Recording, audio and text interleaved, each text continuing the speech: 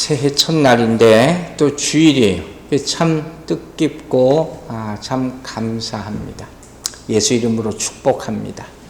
여러분 새해 하나님의 축복이 많이 임하시고 여러분 소원들이 다 이루어지게 되기를 주의 이름으로 축원합니다.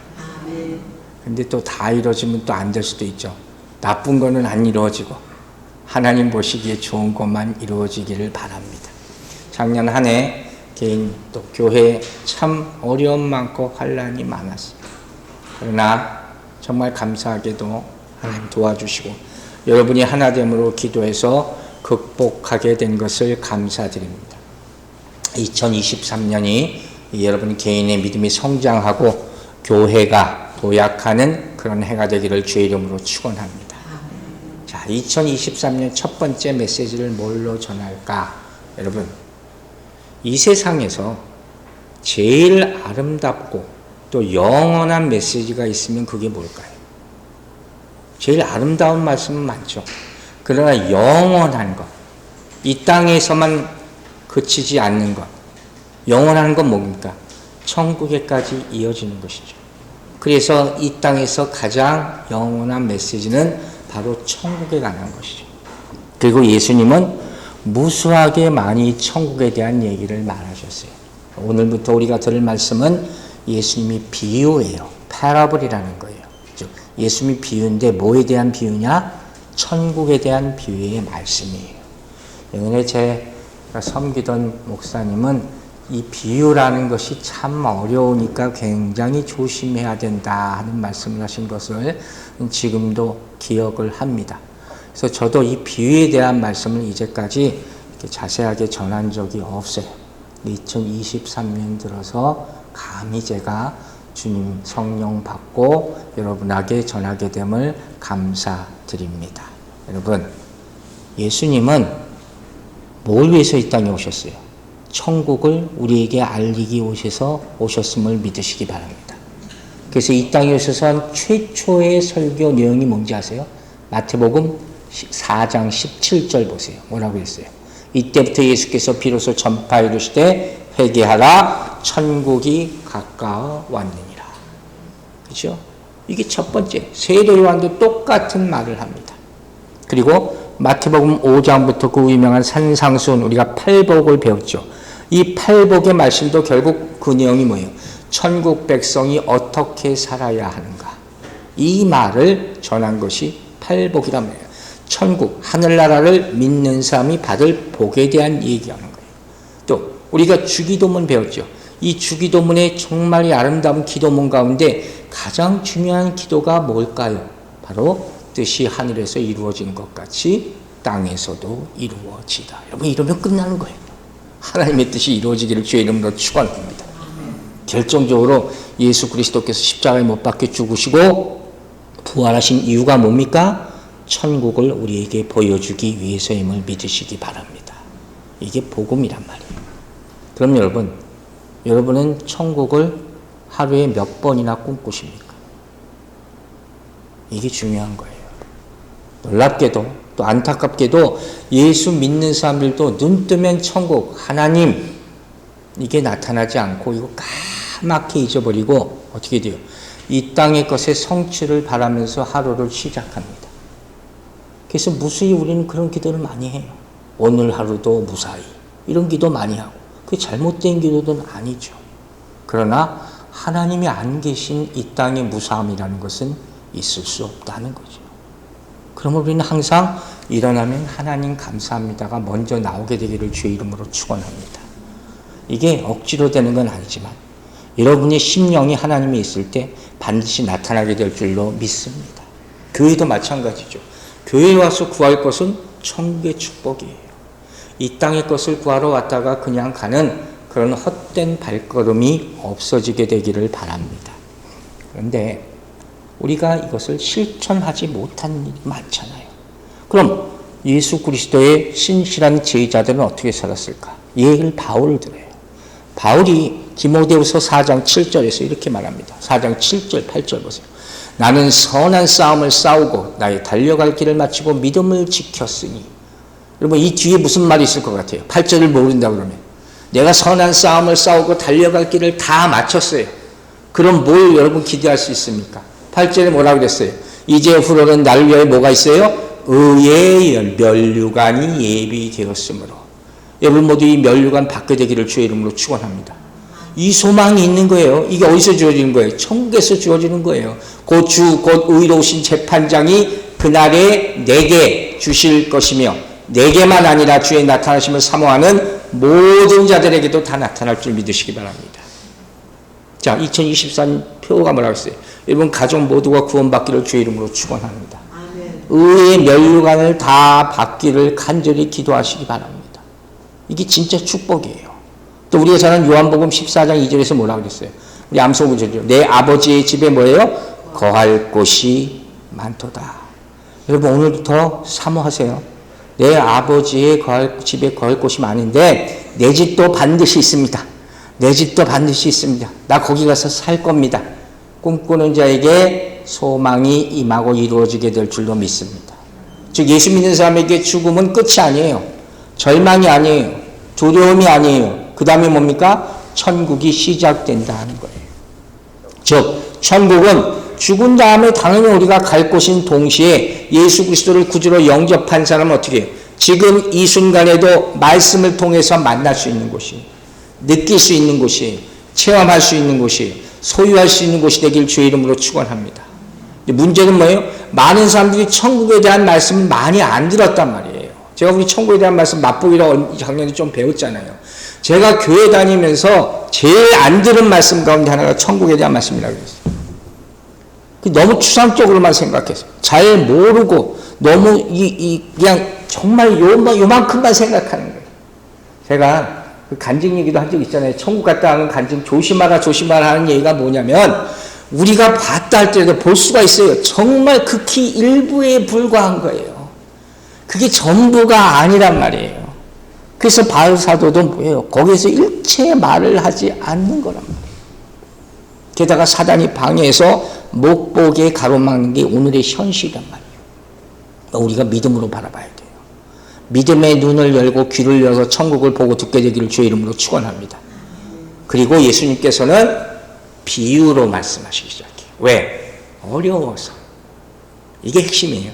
예수님이 쉽게 설명하시기 위해서 비유라는 것을 사용하셨다. 이게 마태복음 13장이에요. 자, 먼저 볼까요? 13장 2절과 3절. 큰 무리가 그에게로 모여들거늘 예수께서 배에 올라가 앉으시고 온 무리는 해변에 서 있더니 예수께서 비유로 여러 가지를 그에게 말씀하여 이르시되 씨를 뿌리는 자가 뿌리러 나가서, 이 모습만 한번 상상해 보세요. 굉장히 특별한 모습이죠. 예수님이 어디서 설교를 하시는 거예요? 배 위에 앉아서. 그리고 제자들은 그냥 바닷가에 모래밭에 앉아 있는 거예요. 그들은 서 있어. 예수님이 배 앉아 있고 그들은 해변가에 서 있고. 옛날에 그렇게 설교했대요. 말씀 전하는 사람은 앉아 있고 성도들은 다 서서 있고. 여러분 다리 아파서 못 견딜 거예요. 그렇죠? 근데 예수님이 설교할 때는 그렇게 했다는 것을 보여주는 거예요. 이 모습은 뭐 우리에게 상징적으로 의미하냐면 예수님이 말씀 사역은 형식에 구애받지 않는다는 거예요. 장소에 구애받지 않는다는 거예요. 우리가 배운 산상수훈은 어디서 선포하셨어요? 산에 올라가셔서. 지금 여기는 바닷가에서. 우리도 코비드 때 파악해서 예배드린 적 있었죠. 어떤 사람 얘기해요. 대자연 안에서 예배드리는 것이 가장 완벽한 설교 강단이 될 수가 있다는 거예요. 하나님이 만드신 모든 피조물과 함께 있기 때문에. 즉 여러분 잊지 마세요. 예수님이 계신 곳이 교회임을 믿으시기 바랍니다. 즉 예수님이 안 계신 곳은 교회가 아니라는 것이죠. 우리가 오늘 찬송했잖아요. 찬송은 438장. 내 영혼이 은총이보. 3절이 뭐라고 나와있어요? 초막이나 궁궐이나 내 주 예수 계신 곳이 하늘나라. 믿으시면 아멘 하시기 바랍니다. 주님이 있는 곳이 교회, 말씀이 있는 곳이 천국임을 믿으시기 바랍니다.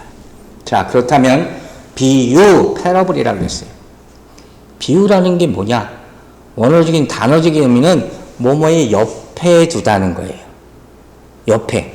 내가 있으면 저를 설명하기 위해서 쉽게 말하면 내 옆에 나랑 비슷한 뭔가를 뒀다는 거예요. 뭘 내가 설명을 하려고 그래. 근데 굉장히 어려워. 잘 몰라. 그러기 위해서 많은 사람들이 이미 아는 것을 비유해서 인용을 해서 설명하는 거죠. 왜? 이해한다는 건요 쉽지 않은 거예요. 여러분 처음 교회 나오는 사람들이 어떻게 말씀을 다 이해해요? 이해한다는 건 자신의 경험 안에 있는 것을 내가 이해할 수 있는 거예요. 이미 해본 거. 이거 쉽게 이해하는 것이죠. 따라서 예수님은 말씀을 더 쉽게 이해하게 만들기 위해서 어떤 스토리를 다 만드신 거예요. 근데 그 스토리가 만든 게 아니라 우리가 다 겪어온 거예요. 때로는 농사꾼도 되고 때로는 어부도 되고 그런 경험들이 당시에 있을 수 있을 거 아니에요. 오늘 직업하고도 좀 다르지만 그걸 통해서 우리가 소위 말하는 이거 실감난다 그런 표현 들어보셨죠? 정말 내가 이건 정말인 것 같아 그렇게 느껴지도록 만드는 거예요. 그래서 여러분 사람들마다 좋아하는 성경 구절이 다 틀려요. 왜 그럴 것 같아요? 이건 내가 경험해 본 거니까. 또 어떤 사람 나는 베드로 닮아서 난 요한 닮아서 그런 게 그 자기 성격하고 비슷하게 거니까 그게 바로 비유란 말이에요. 자 그럼 지금부터 예수님께서 굳이 비유로 가르치신 이유를 몇 가지 오늘 살펴볼 거예요. 오늘 이게 서론이에요. 첫 번째 이유는 뭐냐? 글자 그대로 하나님의 말씀을 그렇게 선포하는 사람들이 못 알아듣기 때문이에요. 이사야서 보세요. 이사야서 6장 9절 여호와께서 이르시되 가서 이 백성에게 이르기를 너희는 듣기는 들어도 깨닫지 못한대요. 보기는 보아도 알지 못하리라 하여. 그럼 이스라엘 사람들이 그렇게 하나님을 사랑하시고 택하시고 말씀 주셨는데 깨닫지 못했어요. 왜? 그 첫 번째 이유가 뭔지 아세요? 영적으로 타락했기 때문이에요. 이건 어떻게 할 수가 없는 거예요. 그게 가장 큰 이유예요.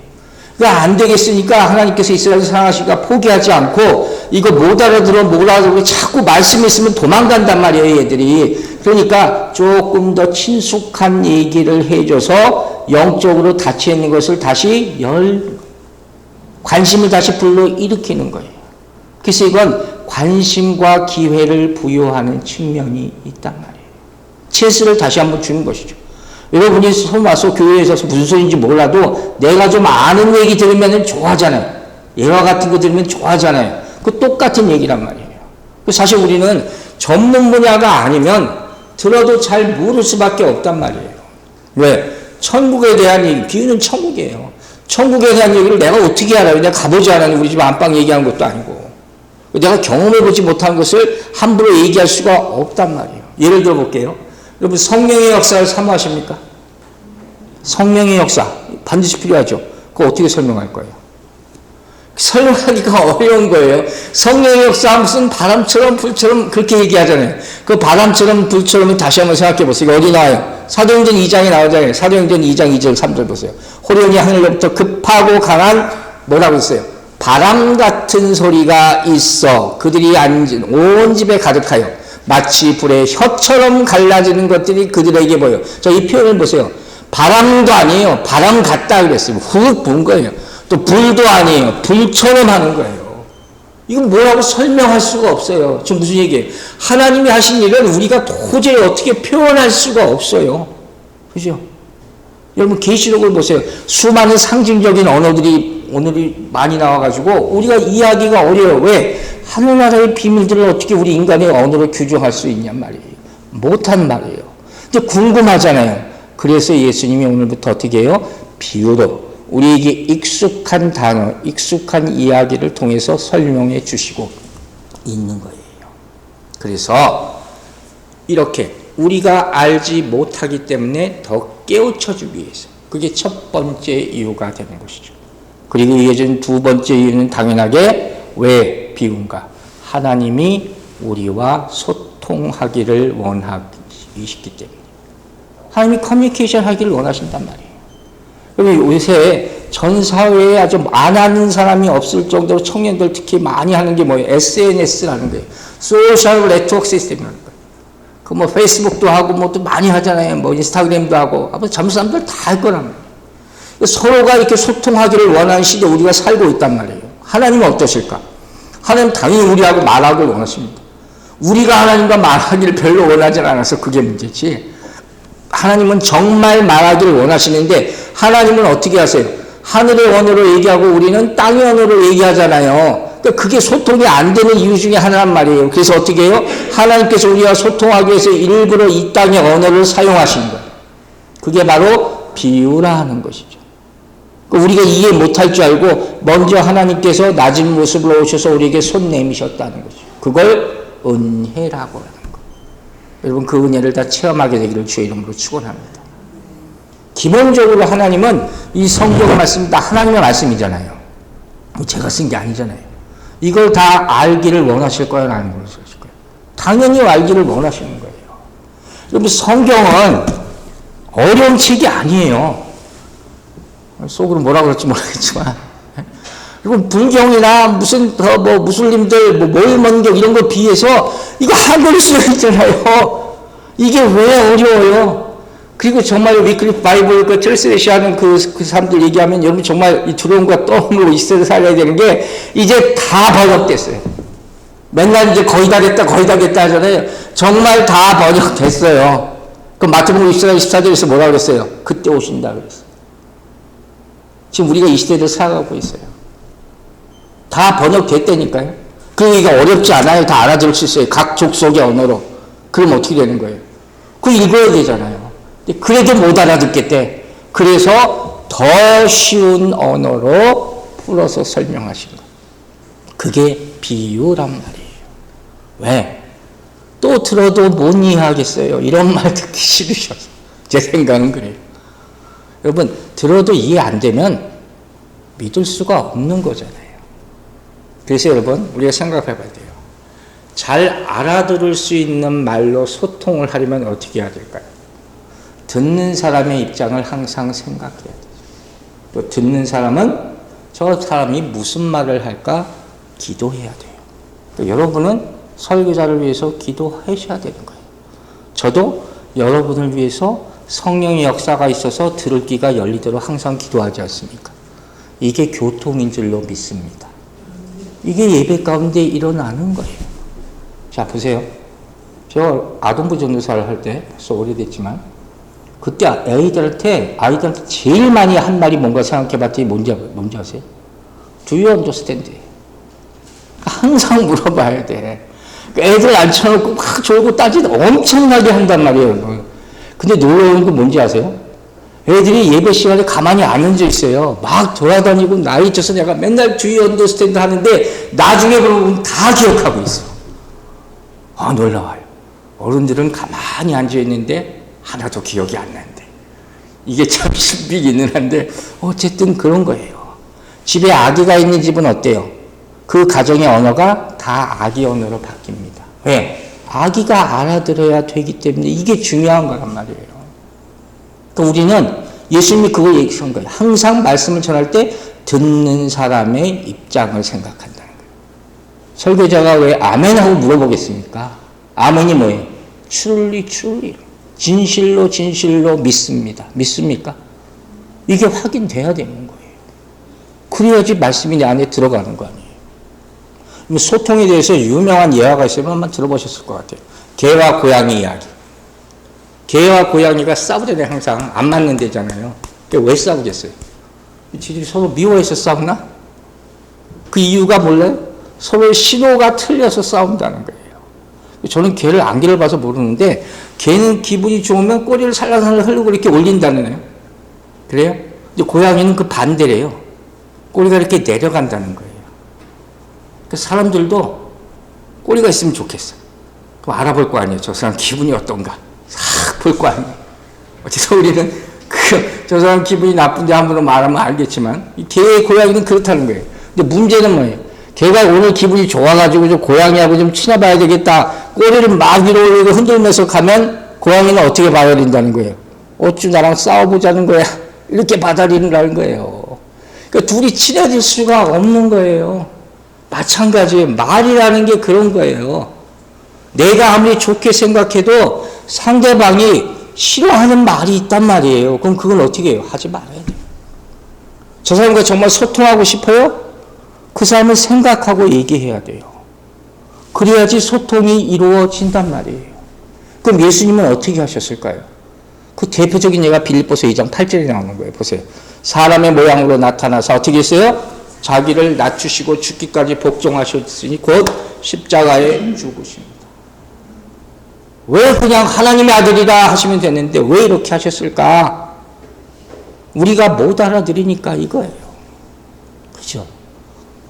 우리에게도 이런 마음이 있게 되길 주의 이름으로 축원합니다. 성경은 어렵지 않아요. 그러나 성경은 또 읽으면 읽을수록 어려운 책이에요. 그렇죠? 집사님도 그런 말씀 하셨죠. 정말 그래요. 저도 읽으면 읽을수록 이건 어려워. 새로운 말씀이 항상 있어. 자, 그럼 제가 물어볼게요. 왜 어려워요? 왜 사람들이 성경을 이렇게 어렵다고 얘기할까? 간단해요. 그 이유는 성경은 하늘나라의 말이에요. 근데 우리는 이 땅의 말로 이해하려고 그래요. 그러니 이해할 수가 없는 거예요. 예수님이 하나님의 아들이시잖아요. 그럼 어느 나라 말로 얘기하겠어요? 당연히 하늘나라 말로 얘기하는 것이죠.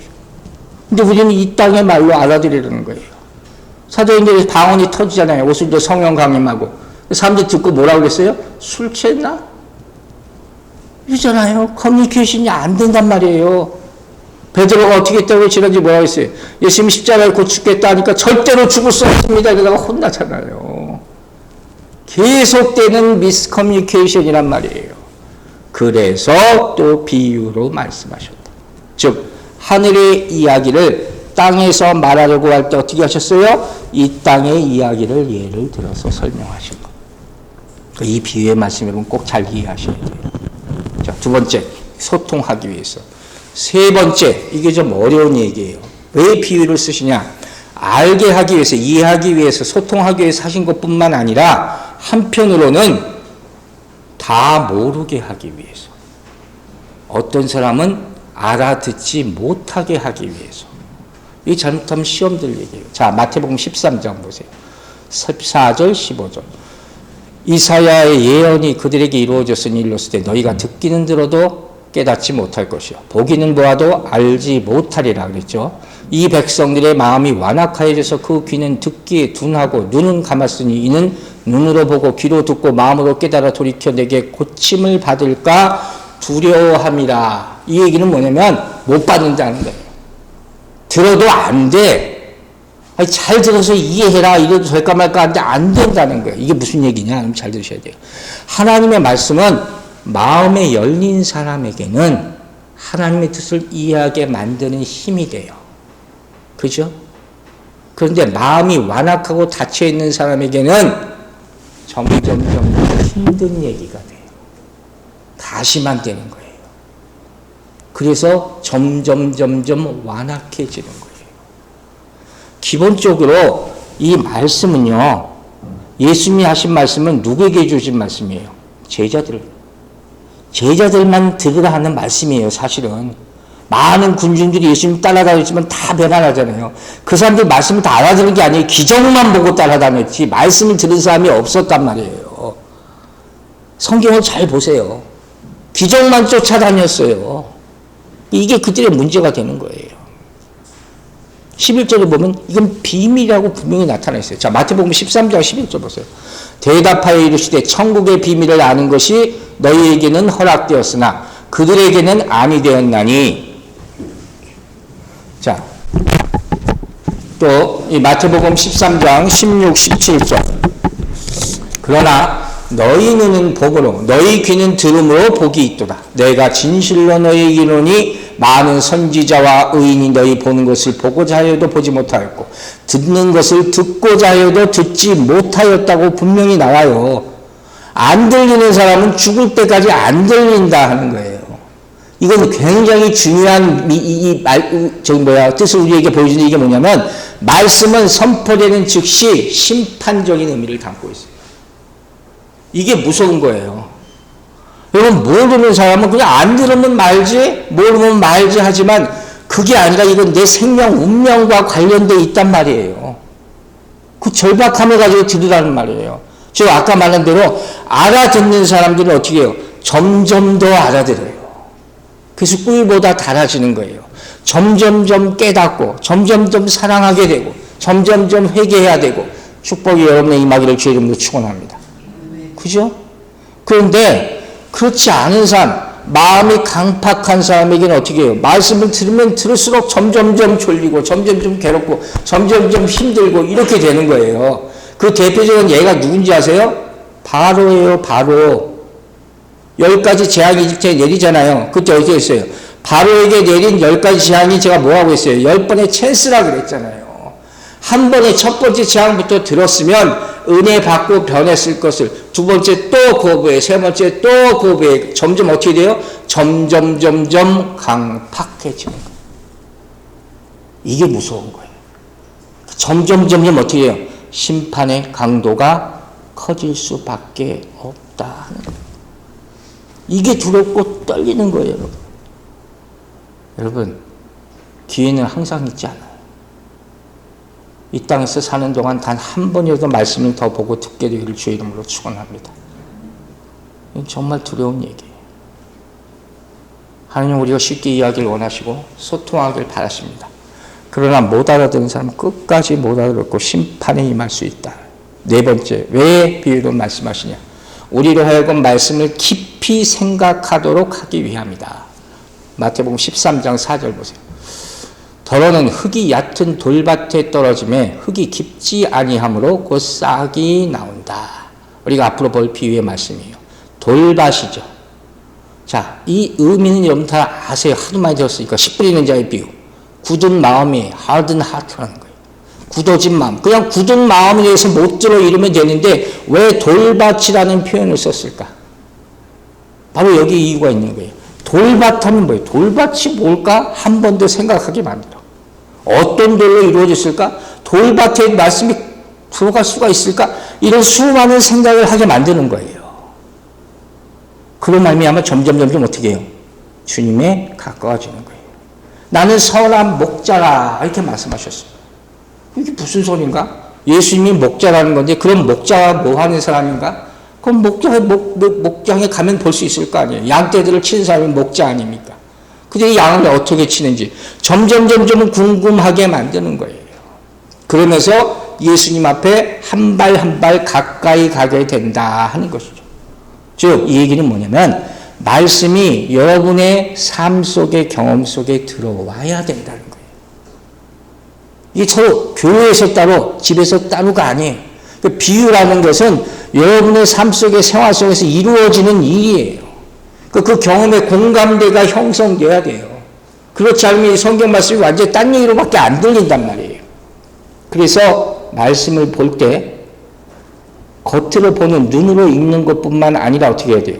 그 속의 의미가 무엇인지를 점점 깨닫게 되는 거예요. 이런 축복이 있게 되길 바랍니다. 처음에는 글자대로 읽으라고 그래요. 저도 항상 괜히 이상한 생각하지 말고 그냥 문자적으로 읽으세요. 그러나 성령의 도움이 있을 때 상징적인 의미도 깨닫게 되고 영적인 의미도 깨닫게 되고 그런 깊이가 있단 말이에요. 자, 이런 거예요, 여러분. 여러분 답을 하셔야 돼요. 내가 아침에 일어나서 세수를 해요. 깨끗이 닦아요. 그런데 이제 말씀이 많이 들어간 사람은 내 얼굴을 닦을 때 어떤 마음도 들까요? 내 얼굴을 닦으면서 주님, 내 마음도 깨끗이 닦아주세요. 아멘입니까? 그 생각이 들게 되기를 바랍니다. 음식을 먹어요. 내 맛있는 음식을 주셔서 감사합니다. 그러면서 뭘 또 생각해야 돼요? 영의 양식도 주시옵소서. 이렇게 되기를 바랍니다. 이게 비유란 말이에요. 그러니까 마음속에서 그림을 이렇게 그려보게 만드는 거예요. 자, 제가 예를 또 하나 드릴게요. 어떤 사람이 뉴욕에서 비행기를 타고 LA에 갑니다. 그러니까 어떤 사람은 갔다 와서 잘 갔다 왔어? 끝이에요. 근데 어떤 사람은 이렇게 얘기를 해요. 내가 뉴욕 존 케네디 공항을 통해서 티켓팅을 하고 몇 시간 뒤에 조금 늦을 뻔해가지고 비행기 못 탈 뻔했어부터 시작해서 내가 비행기 탔는데 옆에 누가 앉았고 중간 기착지가 어디였고 기내식은 내가 뭘 먹었고 이렇게 쭉 설명을 했다 보세요. 그러면 내가 마치 그곳에 갔다 온 거하고 똑같잖아요. 이게 비유란 말이에요. 예수님께서 이렇게 앞으로 설명해 주실 거예요. 그러므로 더 쉽게 이해하게 되기를 주의 이름으로 축원합니다. 자, 또 한 가지. 비유는 뭐냐? 왜 비유냐? 비유는 우리로 하여금 말씀을 실천하도록 유도하는 거예요. 예를 들게요. 여러분 그 사마리탄, 선한 사마리아인에게 다 아시죠? 이 선한 사마리아인의 이 스토리를 잘 보다 보면 두 가지를 물어보세요. 하나는 누가 이 강도 만난 사람의 이웃이냐? Who is our neighbor? 하는 게 첫 번째 중요한 질문이에요. 그 스토리만 듣는 게 아니라 어떤 사람이 가다가 길가에서 강도 만나서 다 거의 맞아 죽다시피 했다. 이게 스토리가 아니라 우리에게 물어보는 질문이 있어요. 누가 네 이웃이냐 하는 거예요. 누구라고 했어요? 어려운 사람을 도와주는 것이. 그게 이웃이다. 첫 번째. 두 번째는 뭐라고 했는지 아세요? 분명히 이렇게 말씀하셨어요. 너도 가서 그렇게 하라. 이게 선한 사마리아인의 비유예요. 즉 예수님의 말씀은 우리가 못할 게 아니라는 거예요. 할 수 있냐를 물어보셔서 할 수 있게 만드는 거예요. 예수님의 말씀 다 실천 가능한 말씀을 믿으시기 바랍니다. 진리를 깨닫게 할 뿐만 아니라 이것을 적용하게 만드는 능력이 있는 것. 이게 비유라는 거예요. 자, 마지막으로 비유를 사용하시는 이유는 뭐냐? 이 모든 말씀 가운데서 예수 그리스도를 만나게 하기 위함이에요. 계시적이에요. 종말론적이에요. 그러니까 모든 하나님의 말씀은 예수 그리스도 하나님을 다 나타내야 되는 거예요. 그게 없으면 의미가 없어요. 모든 사건마다, 모든 경험마다, 모든 현상마다 거기서 뭘 들어야 돼요? 주님의 음성을 들어야 된다는 것이죠. 여러분, 우리는 큰 경험을 했어요. 장로님이 작년에 큰 고비를 넘기셨잖아요. 우리가 그 얘기만 했습니까? 항상 얘기하는 게 뭐예요? 하나님이 도와주셨습니다. 하나님이 고쳐주셨습니다. 믿습니까? 우리는 그 아픔만 얘기하지 않아요. 하나님을 떠올리게 하는 것. 이게 하나님의 말씀의 능력이에요. 여러분 모든 상황에서 하나님을 발견하게 되기를 주의 이름으로 축원합니다. 그게 믿음화되는 거예요. 그래서 뭐라고 그래요? 귀 있는 자는 들으라. 마태복음 13장 9절에 얘기하는 거예요. 이게 그 말씀이에요. 귀 있는 자는 모든 현상 속에서 하나님의 음성을 듣게 될 줄로 믿습니다. 이게 계시예요. 자, 마태복음 13장 35절 보세요. 이는 선지자를 통하여 말씀하신 바 내가 입을 열어 비유로 말하고 창세부터 감추인 것들을 드러내리라 함을 이루려 하십니다. 11절에서 비밀이라 한다고 그랬죠. 비밀은 우리가 모르는 거예요. 하늘의 비밀을 내가 어떻게 합니까? 그러나 성령이 도와주시면 깨닫게 될 줄로 믿습니다. 성령을 구하세요. 다 몰라요. 선택받은 자들만 듣게 된다 하는 것이에요. 여러분에게 지혜가 임하기를 주의 이름으로 축원합니다. 솔로몬이 뭘 구했어요? 지혜를 구했다 그랬잖아요. 그래서 하나님이 택함 받은 삶이 되어야 된다는 거예요. 여러분 아멘 잘 해주셔서 너무 감사해요. 왜 어떤 사람은 아멘하고 어떤 사람은 아멘을 못합니까? 진리로 받는 사람은 아멘이 나오는 거예요. 그냥 이야기 흘러가는 이야기로 듣는 사람은 절대로 아멘 할 수가 없는 거예요. 똑같은 눈을 가지고 있어도 못 봐요. 똑같은 귀가 있어도 못 듣는 거예요. 그러므로 반드시 성령의 도우심을 구하기를 주의 이름으로 축원합니다. 제 말씀 정리할게요. 여러분 사람을 보면 어딜 가장 먼저 보세요? 사람들이 그러더라고요. 눈을 봐야 된다고. 저도 아이 컨택을 굉장히 중요하게 생각하잖아요. 눈을 봐야 된다고 얘기하는데 사람들 다 틀려요. 누가 그러더라고요. 신발 가게 하는 분들은 당연히 무슨 신발 신는지부터 보고 옷 가게 하는 분들은 무슨 옷을 입었는지 보고 보는 게 다 틀리단 말이에요. 그렇겠죠? 당연하겠죠. 직업의식이 있으니까. 그럼 여러분 성경을 보면 뭘 봐야 돼요? 예수를 보셔야 돼요. 수많은 이야기가 있어요. 성경 66권에. 그 안에서 예수를 찾으시기 바랍니다. 그 사람이 선택받은 사람이고 축복받은 사람이에요.